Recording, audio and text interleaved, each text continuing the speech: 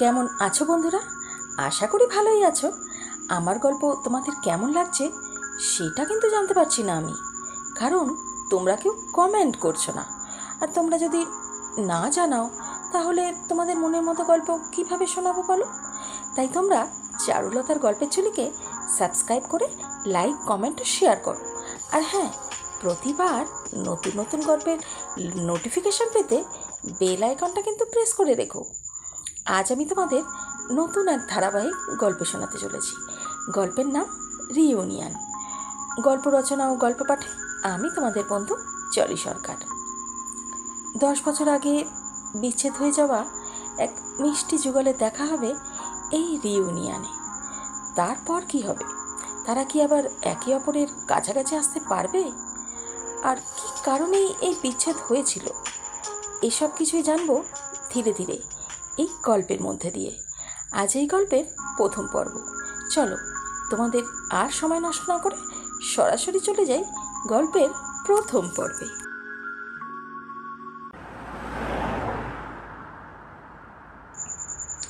কলকাতার এক নামী শপিং মলের সামনে একটা সাদা বড় গাড়ি এসে দাঁড়ালো, শীততাপ নিয়ন্ত্রিত। কিছুক্ষণ পরেই গাড়িটির মধ্যে থেকে একটি সুদর্শনা নারীকে নেমে আসতে দেখা গেল। বয়স 35, উচ্চতায় খুব লম্বা না হলেও বেটে বলা যাবে না। গায়ের রং শ্যামবর্ণ, শরীরে কোথাও বাড়তি মেদ নেই, আবার স্লিমও নয়।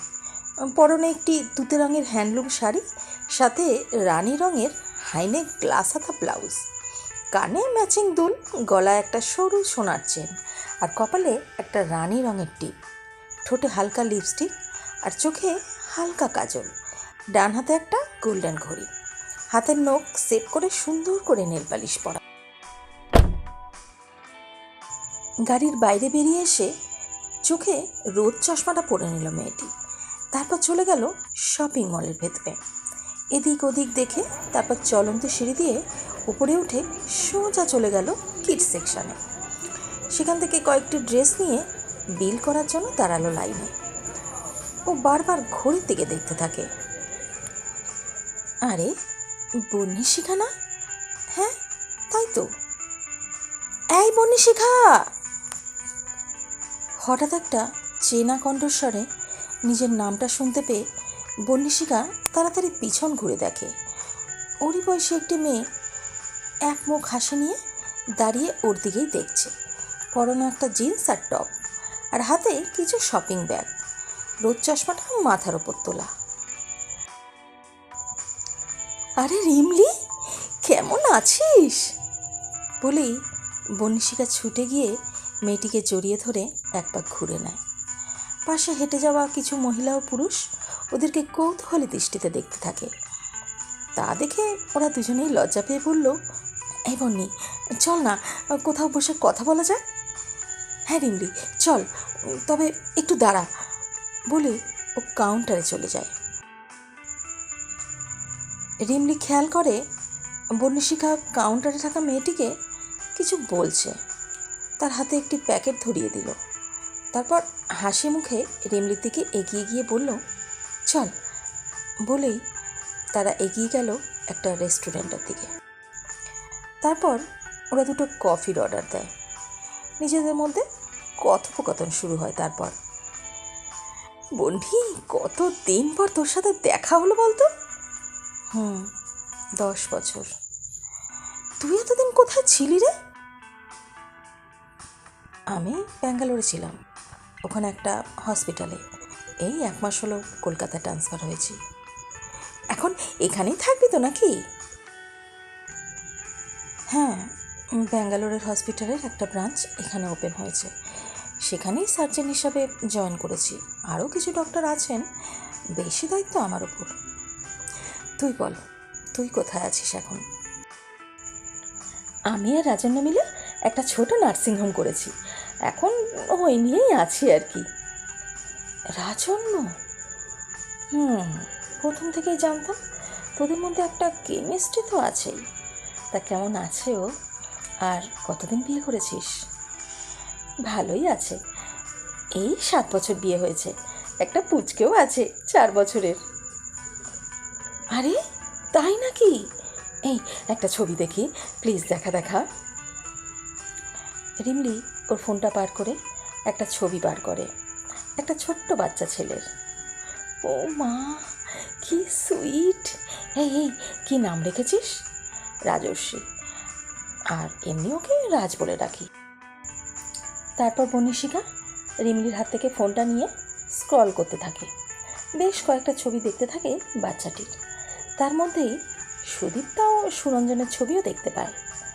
বন্নি লাফিয়ে উঠে বলে, আরে সুদীপ, ও তো একটু গোলু হয়ে গেছে রে। হ্যাঁ রে, ওর থাইরয়েড ধরা পড়েছে, তারপর একটু ফুলে যাচ্ছে, আর একটু সমস্যাও আছে ওর। ও আর সুরঞ্জন একটা হসপিটালে আছে। সুরঞ্জন তো হার্ট সার্জেন, আর সুদীপ তো জানিস চাইল্ড বিভাগে। হ্যাঁ, ও তো প্রথম থেকেই এটাই ইচ্ছে ছিল, শিশুদের ডাক্তার হওয়ার। এই কথা বলেই ও ফোনে আবার ছবিগুলো স্ক্রল করতে থাকে। আর ঠিক তখনই একটা ছবিতে ওর চোখ আটকে যায় আর হাতও থেমে যায়। একটা ছবিতে 3 জন সুদর্শন পুরুষ দাঁড়িয়ে আছে, সুরঞ্জন, রাজন্য আর একজন, তার নাম অনল। বন্নির চোখটা উজ্জ্বল হয়ে ওঠে। রিমলি সেই দেখে বলে, দেখেছিস 3 মূর্তিকে? কে বলবে রাজন্য আর সুরঞ্জনকে দেখলে ওদের বিয়ে হয়ে গেছে? এখনও ব্যাচেলারদের মতো লাগে। সত্যি এরা 3 জন ব্যাপক হ্যান্ডসাম। জানিস বন্নি, এরা যদি কোনো পার্টিতে যায়, এরা সেই পার্টির প্রধান আকর্ষণ থাকে। আর ওরাও বেশ উপভোগ করে ব্যাপারটা, জানিস? সব ছোটো ছোটো মেয়েগুলো ওদের আগু পিছু ঘুরতে থাকে, আর ইন্টার্নগুলো যেন ওদের সাথে চিপকে থাকে। রিমলির কথাগুলো বন্নি এতক্ষণ গালে হাত দিয়ে শুনছিল। ঠিক তখনই বন্নি কৌতূহলবশত বলে ওঠে, অনল বিয়ে করেনি? রিমলি ওর কথায় হতাশ হয়ে ঠোঁট উল্টে বলল, না রে, জানিস আমরা কতবার বলেছি, কিন্তু কিছুতেই বিয়ের জন্য রাজি করাতে পারিনি। ওকে বিয়ে করার জন্য হাজার হাজার মেয়ে লাইনে দাঁড়িয়ে আছে, জানিস? শহরের প্রথম সারির সার্জেন বলে কথা। ওকে কে না বিয়ে করতে চাইবে বল? কিন্তু বাবু নাকি ধনুক ভাঙা পণ করেছে যে বিয়ে করবে না। হতাশ হয়ে কথাটা বলল রিমলি। কেন বিয়ে করবে না কেন? এটা বলেনি তোদের? কথাটা বলেই বন্নি রিমলির দিকে তাকায়। কি জানি, তেমনভাবে ঠিক জানি না, জানিস? আমার মনে হয় অনেক ওকে ভালোবাসত, কোনো কারণে ব্রেকআপ হয়ে যায়, তাই হয়তো। কথাটা শুনেই বন্নি চোখ তুলে রিমলির দিকে তাকায়। হঠাৎ রিমলি কথা বলতে বলতে থেমে গিয়ে বলে, এতক্ষণ ধরে শুধু আমার কথাই বলে যাচ্ছি, তোর সম্বন্ধে তো কিছু জানাই হলো না। কিরে, বিয়ে করেছিস? বন্নি অন্যদিকে মুখ কুড়িয়ে বলল, না। সে কি রে, কেন? তুইও কি অনলের মতো ধনুক ভাঙা পণ করেছিস নাকি? না রে, সময় পাইনি। রিমলি একটু অবাক হয়ে বলে, মানে এটা আবার কোনো কথা হলো নাকি? তোকে তো এখনো কত সুন্দরী দেখতে লাগে।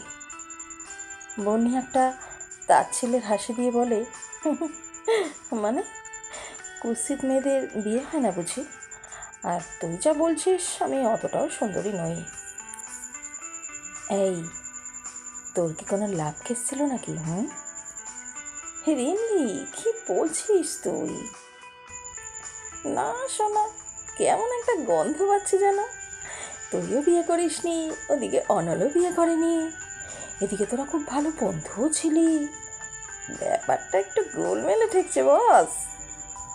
ওই, তোকে আর ডিটেকটিভ হতে হবে না, ওঠ। ঠিক তখনই রিমলির ফোনে রাজন্যর ফোন আসে। রিমলি কিছু কথা বলে বনিকে বলল, এই আজ আমি আসছি রে, তোর ফোন নাম্বারটা দে, পরে কথা হবে, টাটা। দুজনের ফোন নাম্বার আদান প্রদান করে রিমলি চলে গেল। আর যাওয়ার সময় বন্নিকে একটু জড়িয়ে ধরে বলল, ভালো থাকিস। তুইও। রিমলি চলে যাবার পর বন্নি ওখানেই বেশ কিছুক্ষণ বসে ভাবতে থাকে, অনল এখনও কেন বিয়ে করেনি?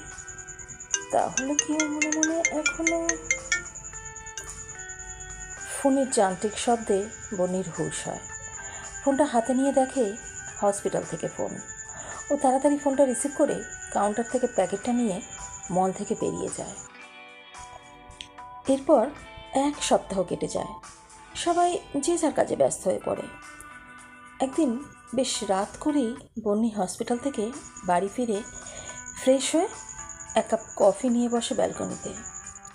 ফোনের নেটটা অন করতেই হোয়াটসঅ্যাপে একের পর এক মেসেজ দেখতে পায়। রিমলির মেসেজ আজ সকালেই এসছে, নানা কাজের চাপে দেখতে পারিনি। রিমলি একটা ভয়েস মেসেজ পাঠিয়েছে। বন্নি, পরশু রবিবার আমাদের ব্যাচে রিউনিয়ন আছে, তুই চলে আসবি। আর আমি তোর কথা কাউকে বলিনি, সেদিন সবাইকে সারপ্রাইজ দেব। সময় আর জায়গা তোকে টেক্সট করে দিয়েছি, চলে আসিস কেমন? টাটা। মেসেজটা পড়ে বন্নির ঠোঁটে একটা উজ্জ্বল হাসি ফুটে ওঠে। বন্নি নিজের শরীরটা চেয়ারে এলিয়ে দিয়ে ফিরে যায় 10 বছর আগে।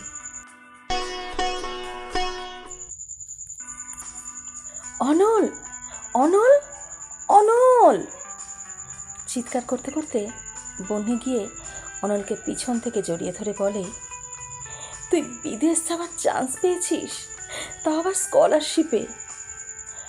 অনল বন্নির দুটো হাত ধরে বলে, সত্যি বন্নি? কিন্তু তুই কী করে জানলি?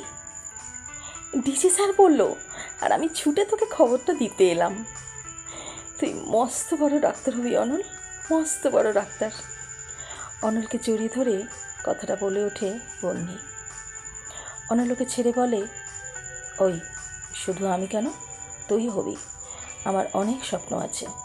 তুই আর আমি একটা ছোট্ট হসপিটাল করব। আর যারা অর্থের অভাবে চিকিৎসা করাতে পারে না, শুধু তাদেরই চিকিৎসা করাবো। হ্যাঁ অনল, সব হবে, সব হবে। এখন চল, এটা সেলিব্রেট করব। বলেই বন্নির সামনের দিকে পা বাড়ালো। তখনই অনল ওর হাতটা চেপে ধরে বলে, আজ তোর সাথে কিছু কথা আছে বন্নি। বন্নি অনলের দিকে কৌতূহলী চোখে তাকিয়ে বলে, হ্যাঁ বল। অনল এদিক ওদিক দেখে নিয়ে বলল, না এখানে বলবো না, আমার সাথে আয়। বলেই ও হাত ধরে টেনে ওকে নিয়ে গেল কলেজের বাইরে। বন্নি জিজ্ঞাসা দৃষ্টিতে বলে ওঠে, অনল বল না, আমরা কোথায় যাচ্ছি? অনল বন্নির দিকে তাকিয়ে ওর হাতটা ধরে বলল, যাচ্ছি তো, দেখতেই পাবি, একটু অপেক্ষা কর না। তারপর দুজনে একটা টোটোতে উঠে বসল। বেশ কিছুক্ষণ পর ওরা আসে গঙ্গার পাড়ে। তখন পড়ন্ত বিকেল, ভানুদার শেষ আভাটুকু ছড়িয়ে দিয়েছে আকাশের বুকে। তার আলো জলে পড়ে মনে হচ্ছে তরল সোনা যেন সেখানে কেউ ঠেলে দিয়েছে। দুজনে একটা জায়গায় এসে পাশাপাশি বসে। অনেকক্ষণ অনল চুপচাপ বসে থাকে, সামনের দিকে তাকিয়ে, কিছুই বলে না। বন্নি বিরক্ত হয়ে বলে ওঠে, এই তুই কি কিছু বলবি না চলে যাব? অনল ওর হাতটা ধরে বলল, আগে প্রমিস কর, শুনে রেগে যাবি না, আর আমাদের বন্ধুত্বও ভাঙবি না। বন্নি বেশ অবাক হয়ে বলল, কি এমন বলবি? এর আগে তো তুই কোনো কথা বলার জন্য এত ভূমিকা করিসনি, তাহলে আজ কেন? অনল মাথাটা নিচু করেই বলে ওঠে, বন্নি আমি না বলেই এদিক ওদিক মুখ ঘোরাতে থাকে। বন্নি অনলের মুখটা নিজের দিকে এনে অনলের চোখে চোখ রেখে বলল, এই কি তুই তখন থেকে কি আমতা করে যাচ্ছিস? অনল ওর দিকে বেশ কিছুক্ষণ তাকিয়ে থেকে বলে ওঠে, বনিশিকা, আমি তোকে ভীষণ ভালোবাসি। বলেই অনল ওর হাতটা ছেড়ে উঠে দাঁড়ায় আর নিজের হাত দিয়ে মুখের ঘাম মুছতে থাকে। আর বন্নির ব্যাগ থেকে জলের বোতল বার করে বেশ কিছুটা জল খেয়ে নেয় আর চোখে বন্নিকে লক্ষ্য করে। দেখে বন্নি একভাবে প্রস্তর মূর্তির মতো চুপ করে ওর দিকে তাকিয়ে আছে। অনল ভয় ভয় বলল, বন্নি, এই বন্নি, আমার ভুল হলে ক্ষমা করিস, কিন্তু আর পারলাম না নিজের আবেগটাকে গোপন করতে। সেই সেকেন্ড ইয়ার থেকে তোকে ভালোবাসি, আজ 3 বছর ধরে নিজের মধ্যে চেপে রেখেছিলাম, কিন্তু বিদেশ যাওয়ার কথা শুনে আমি আর তোকে না বলে থাকতে পারলাম না। তাই বলেই ও বন্নির দিকে তাকিয়ে দেখলো বন্নির রাগী চোখে ওর দিকে তাকিয়ে ফুঁসে যাচ্ছে। ওর কথা শেষ হতেই বন্নি বলে ওঠে, ছুঁচো, ইঁদুর, বিড়াল, শয়তান, পাজি ছেলে একটা, বলেই হঠাৎ ওকে জড়িয়ে ধরে আর কাঁদো কাঁদো গলায় বলে ওঠে, আমিও আমিও তোকে অনেক ভালোবাসি পাগল, কিন্তু আমি মেয়ে হয়ে কী করে আগে বলতাম বল? তারপর তুই হলি কলেজের টপার, এই কথাটা বলতে এতদিন লাগিয়ে দিলি? সারাদিন তো কত কথা বলিস, আর এটা বলতে পারলি না? তুই একটা হাঁদারাম, জানিস তো।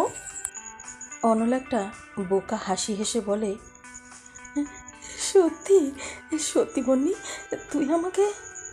হ্যাঁ রে পাগল। ও Bunny, I love you Bunny, I love you, love you too Anol. কেমন লাগলো বন্ধুরা গল্পের প্রথম পর্বটি? গল্পটি শুনে ভালো লাগলে একটা লাইক, কমেন্ট ও শেয়ার করো। কিন্তু তোমাদের একটা লাইক কমেন্টে আমি অনেক উৎসাহ পাই। এক একটা লাইক ও এক একটা কমেন্ট আমার কাছে অমূল্য। আজ আসি, ভালো থেকো। খুব তাড়াতাড়ি গল্পের পরের পর্ব নিয়ে হাজির হব। টাটা।